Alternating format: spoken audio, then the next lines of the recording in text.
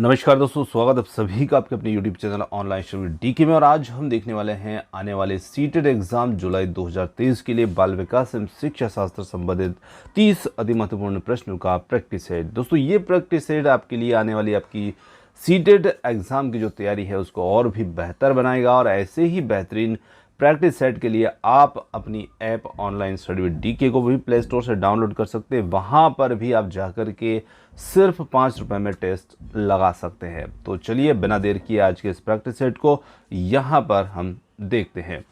तो सबसे first question की बात करते हैं। यहाँ पर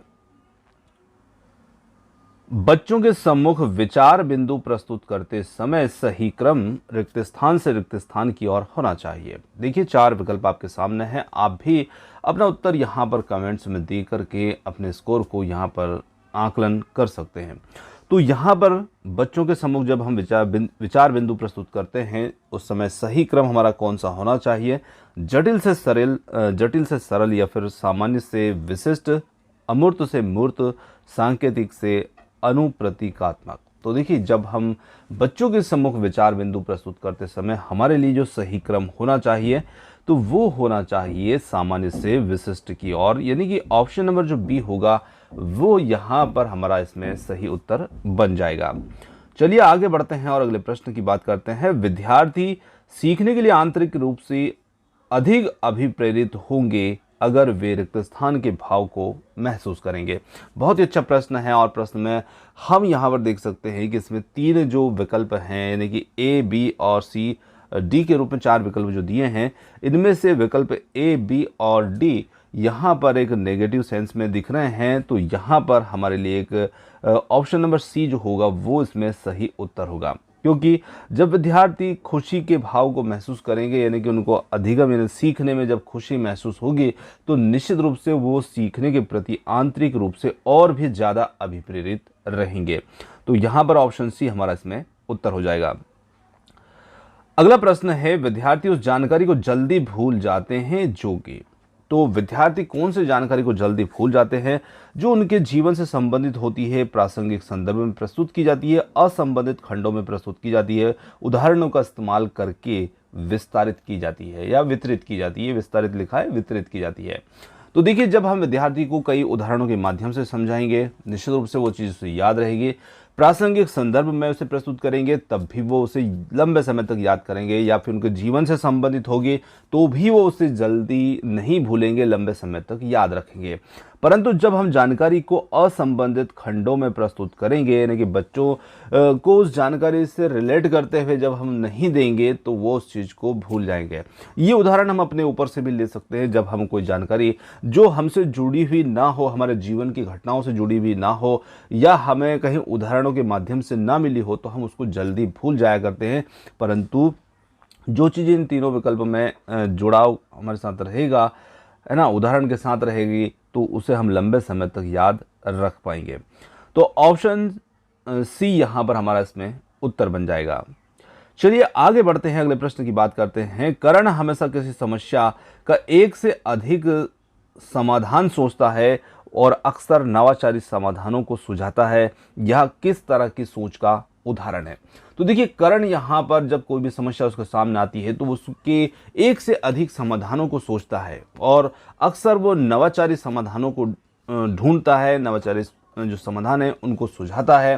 तो ये किस तरह की सोच है? ये अपसारी सोच है, अभिसरण सोच है, नकारात्मक या तर्कहीन है? तो यहाँ पर हम कह सकते हैं इस प्रकार की जो सोच होगी वो यहाँ पर एक अपसारी सोच का उदाहरण यहाँ पर करण दिखा रहा है।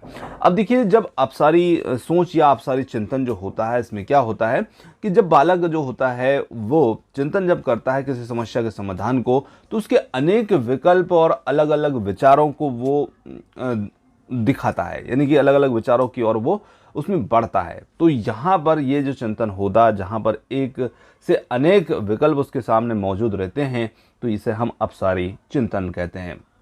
इसके विपरीत यदि हम बात करें तो अभिसारी चिंतन भी होता है, जिसे अभिसारी सोच भी कहते हैं। तो जो केवल एक ही बिंदु पर केंद्रित हो, तो एक ही बिंदु पर केंद्रित होकर के जब बच्चे चिंतन करते हैं, सोचते हैं, तो वो हमारा अभिसारी चिंतन कहलाता है। इसमें अधिक विकल्प और विचारों का फैलाव जो होता है वो हमें देखने को नहीं मिलता है। तो यहाँ पर करण की जो सोच है वो एक अपसारी सोच को प्रदर्शित करेगी। अधिगम प्रभावशाली और अर्थपूर्ण हो इसके लिए क्या महत्वपूर्ण है? देखिए, अधिगम प्रभावशाली और अर्थपूर्ण हो इसके लिए क्या महत्वपूर्ण होना चाहिए? यहाँ पर है विद्यालय में हो रहे अधिगम और विद्यालय के बाहर के जीवन के बीच संबंधता स्थापित करना, विषय सामग्री को इस प्रकार से प्रस्तुत करना जिससे कि विद्यार्थी उस ज्ञान को दैनिक जीवन में प्रयोग करने का प्रयास ना कर पाएं। और सी है अवधारणाओं को इस तरीके से पढ़ना जिससे कि विभिन्न अवधारणाओं में संबद्धता स्थापित ना हो सके। ज्ञान के दोहराव पर बल देना चाहिए और समझ के लिए उत्कंठा को कम से कम करना चाहिए। तो देखिए, यहाँ पर यदि हमारा अधिगम यदि हम प्रभावशाली चाहते हैं, अर्थपूर्ण चाहते हैं, तो इसके लिए होगा विद्यालय में हो रहे अधिगम और विद्यालय के बाहर के जीवन के बीच संबद्धता को स्थापित किया जाए, यानी कि जुड़ाव उनमें किया जाए, उनको जोड़ा जाए। तो अधिगम जब बच्चों के बाहर और विद्यालय और बाहर के जीवन को जोड़ेगा तो अधिगम बहुत ही प्रभावी यहाँ पर रहेगा। चलिए आगे बढ़ते हैं, अगले प्रश्न की बात करते हैं।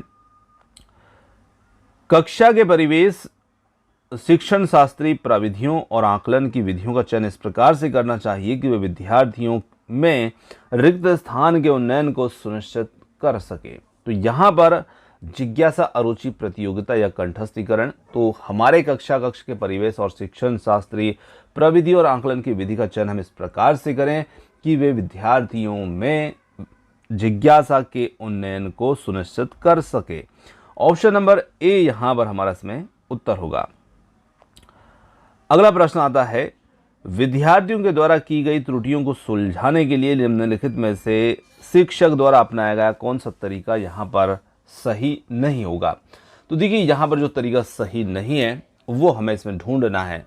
त्रुटियों में प्रतिरूपों की खोज करना, बी विकल्प यहाँ पर है अधिगम में कमियों के बारे में जानना जिनके कारण त्रुटियां होती है, सी यहाँ पर है विद्यार्थियों की त्रुटियों को सुधारने के लिए सहयोग करना, और डी है विद्यार्थियों के साथ चर्चा किए बिना सही उत्तर बताना। तो देखिए, यहाँ पर विद्यार्थियों के साथ चर्चा किए बिना सही उत्तर बताना, यानी कि ये यहाँ पर एक तरीका सही नहीं रहेगा।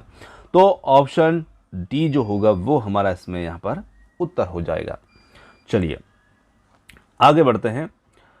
निम्न में से कौन सा अवधान न्यूनता अति क्रियाशीलता विकार, जिसे हम संक्षिप्त में ADHD कहते हैं, का प्रारूपिक लक्षण है? तो देखिए, यहाँ पर अवधान न्यूनता अति क्रियाशीलता विकार, जिसे हम ADHD कहते हैं, इसका प्रारूपिक लक्षण या एक प्रारंभिक लक्षण क्या होता है?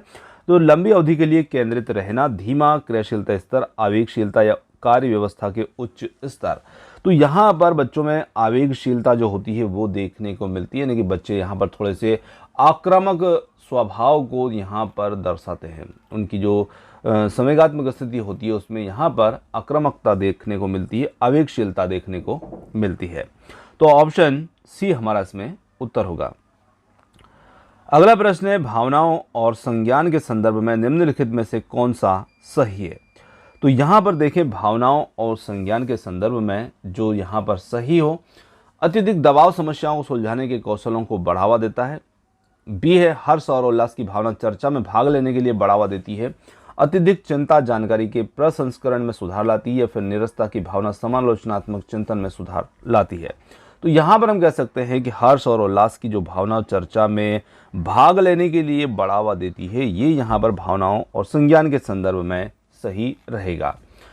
आगे चलते हैं, अगले प्रश्न की बात करते हैं। अगला प्रश्न है, निम्नलिखित में से क्या प्रभावी समस्या समाधान कौशलों की विकास में योगदान देता है? अभिसारी चिंतन है, स्मरणोपकारी विधियां हैं, समझ बनाना जिसे हम बोध भी कह सकते हैं, निष्क्रिय अनुकरण है। यहाँ पर कौन सा विकल्प सही रहेगा? 1 और 2, 2 और 3, 1 और 3, 2 और 4। तो यहाँ पर सही उत्तर हमारा होगा 2 और 3, यानी कि स्मरणोपकारी विधियां, समझ बनाना, ये यहाँ पर सर्वाधिक योगदान देगा। तो ऑप्शन नंबर बी यहाँ पर हमारा उत्तर होगा। निम्नलिखित में से विकास का कौन सा क्षेत्र विशिष्ट रूप से स्वयं एवं दूसरों के बारे में भावनाओं की प्रकृति अनुक्रम का अध्ययन करता है? तो यहाँ पर हम कह सकते हैं नैतिक विकास, भाषा विकास, शारीरिक विकास या फिर है संवेगात्मक विकास। तो यहाँ पर हमारा सही उत्तर जो होगा वो होगा संवेगात्मक विकास, जो क्षेत्र विशिष्ट रूप से स्वयं और दूसरों के बारे में भावनाओं की प्रगति का अनुक्रम का अध्ययन करेगा, उसे हम संवेगात्मक विकास के अंतर्गत रखेंगे। तो ऑप्शन डी यहां पर उत्तर हो जाएगा। अगला प्रश्न आता है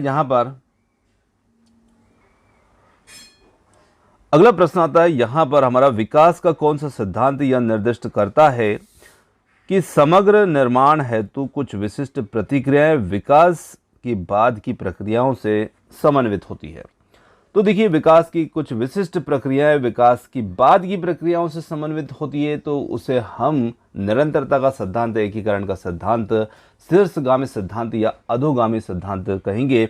तो ये सिद्धांत हमारा जो रहेगा वो एकीकरण का सिद्धांत रहेगा, जहां की समग्र निर्माण हेतु कुछ विशिष्ट प्रतिक्रियाएं विकास की बाद की प्रक्रियाओं के साथ में मिल जाती हैं, जुड़ जाती है, समन्वित हो जाती है।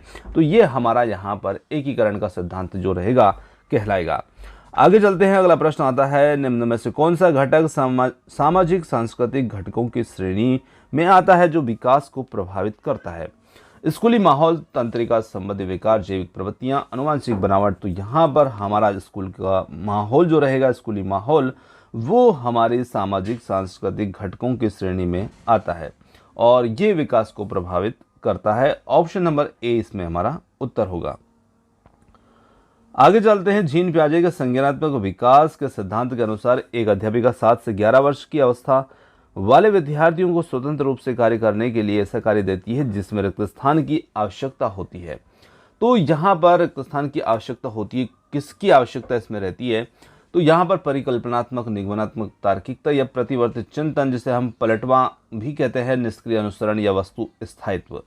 तो देखिए, यहाँ पर बच्चे की यदि आयु की हम बात करें तो बच्चे की आयु हमें यहाँ पर देखने को मिल रही है, जो कि है 7 से 11 वर्ष। और 7 से 11 वर्ष की जो आयु होती है वो मूर्त संक्रियात्मक अवस्था होती है, जो कि 7 से 11 वर्ष होती है जीन पियाजे के सिद्धांत के अनुसार। और यहाँ पर देखें तो बच्चा जो होता है, इस अवस्था में बच्चा प्रतिवर्ती चिंतन या पलटवां जो होता है की आवश्यकता बच्चों को यहाँ पर रहती है। अब देखिए, ये चीज़ क्या होती है, तो जैसे हम देखें कि बच्चों में इस अवस्था में जो होती है उत्क्रमणशीलता का गुण आ जाता है और बच्चा ये समझने लगता है कि 3 गुणित 2 का मतलब भी 6 होता है और 2 गुणित 3 का मतलब भी 6 ही होता है। तो देखिए, यहाँ पर ये चीज़ जो है इसका विपरीत यहाँ पर हमें देखने को मिल रहा है, यानी कि एक प्रतिवर्ती चिंतन को यहाँ पर ये चीज़ दिखाती है। तो बच्चों में ये जो उत्क्रमणशीलता है, ये जो प्रतिवर्ती चिंतन या पलटवा का गुण होता है, ये हमें बच्चों में 7 से 11 वर्ष की मूर्त संक्रियात्मक अवस्था में देखने को मिल जाता है। तो यहाँ पर ऑप्शन नंबर बी इसमें हमारा उत्तर होगा। अगला प्रश्न आता है, जीन पियाजे के संज्ञानात्मक विकास के सिद्धांत के अनुसार किस अवस्था में बच्चा अधिकांश अमूर्त समस्याओं को तार्किक ढंग से हल करने में सक्षम हो जाते हैं? तो देखिए, ये भी जीन पियाजे के सिद्धांत से संबंधित प्रश्न है और वो जो अवस्था हमारी होती है, संवेदीगामक, पूर्व संक्रियात्मक अवस्था, मूर्त संक्रियात्मक या औपचारिक संक्रियात्मक अवस्था। तो ये अवस्था हमारी औपचारिक संक्रियात्मक अवस्था कहलाती है, जो कि यहाँ पर 11 से 15 वर्ष या 18 वर्ष तक हम इसे ले सकते हैं। तो ये अवस्था यहाँ पर रहेगी जिसमें बच्चों में तार्किक ढंग से समस्याओं को हल करने का गुण आ जाता है।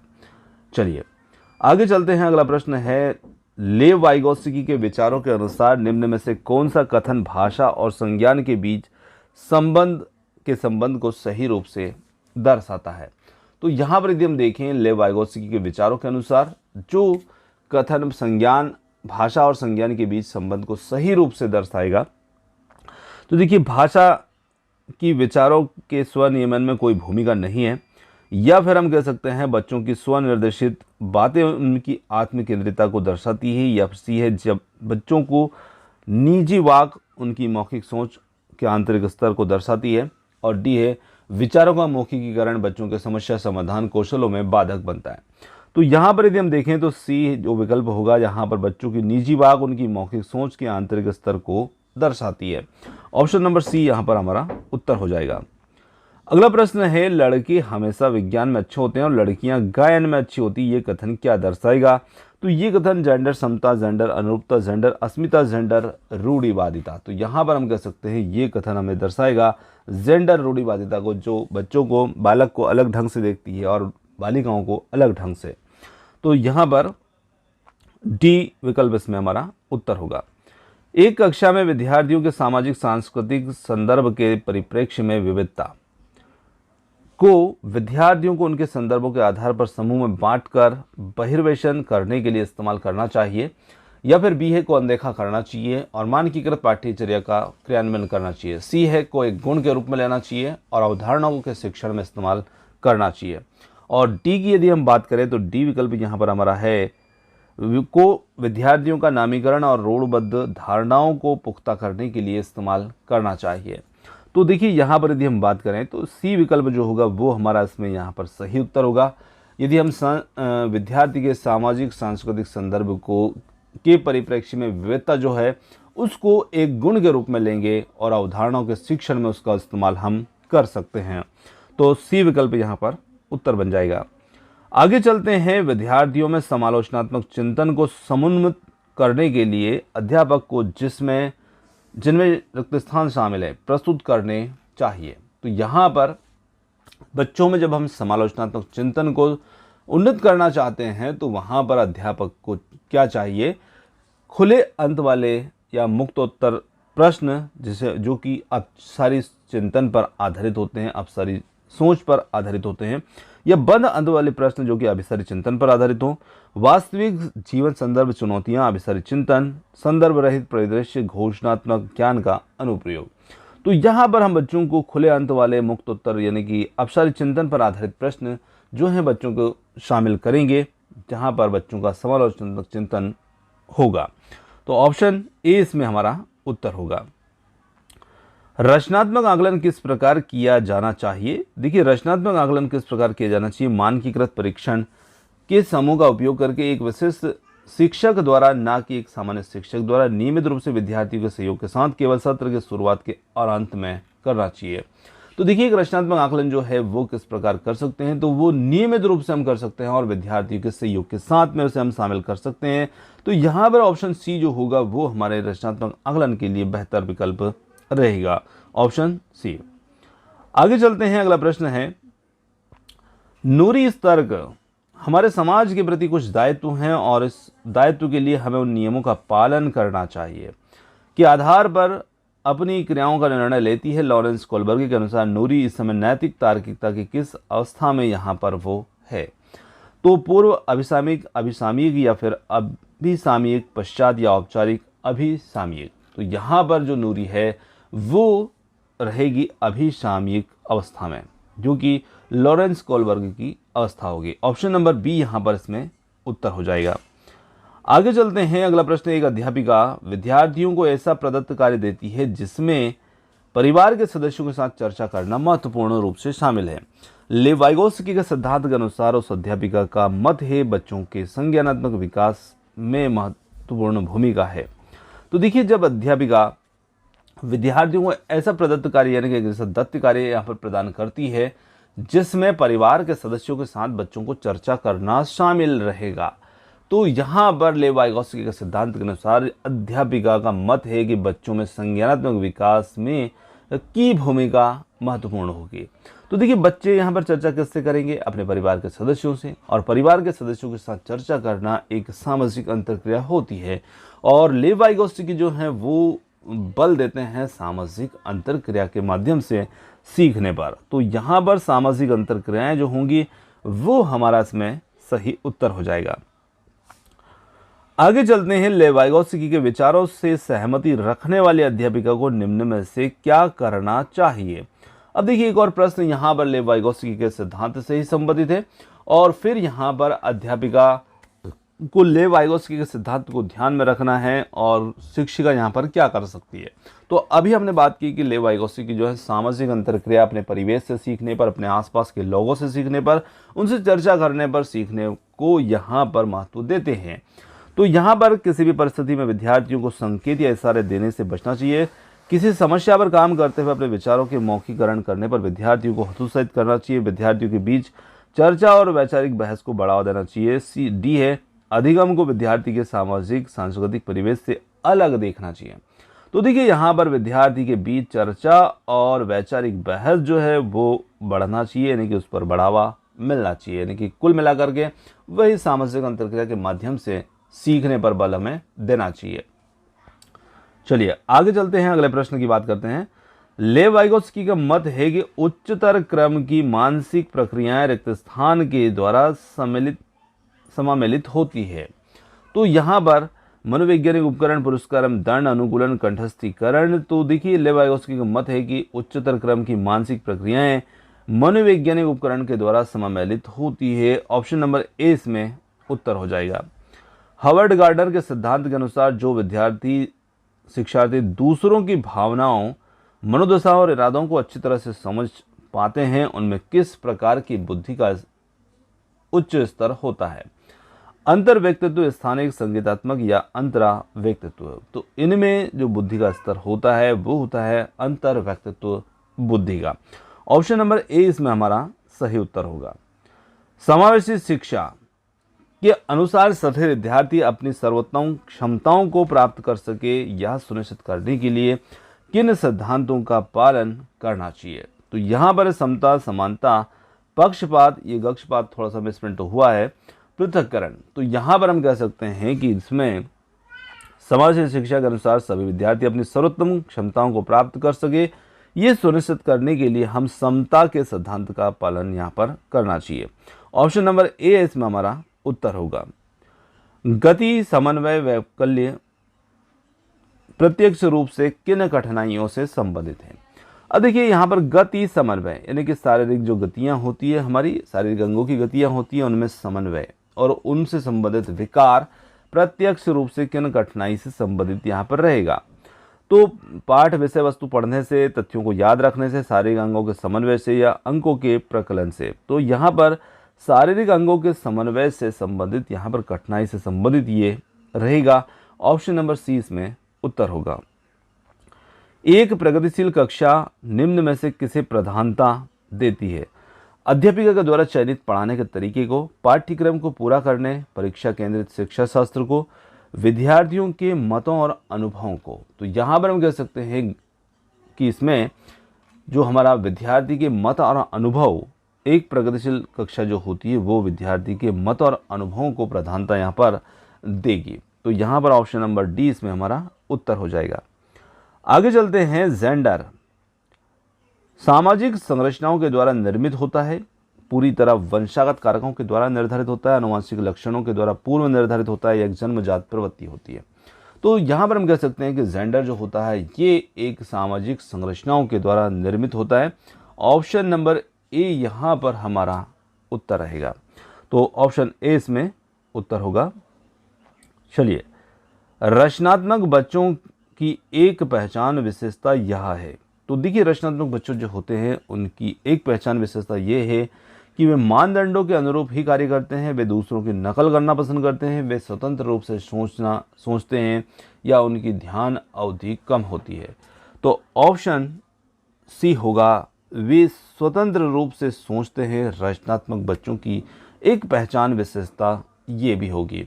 तो ऑप्शन सी यहाँ पर हमारा सही उत्तर होगा। दोस्तों ये आज के हमारे 30 प्रश्न जो प्रैक्टिस सेट के रूप में हमने लिए थे यहाँ पर समाप्त होते हैं। और क्वेश्चन आपको कैसे लगे कमेंट्स करके ज़रूर बताइएगा। वीडियो यदि पसंद आया हो तो वीडियो को लाइक, शेयर, चैनल को सब्सक्राइब कर सकते हैं। आपने जो समय दिया उसके लिए बहुत बहुत धन्यवाद। थैंक्स फॉर वॉचिंग और मिलते हैं जल्दी ही एक और नए किसी वीडियो के साथ में। तब तक के लिए ध्यान रखिए, खुश रहिए।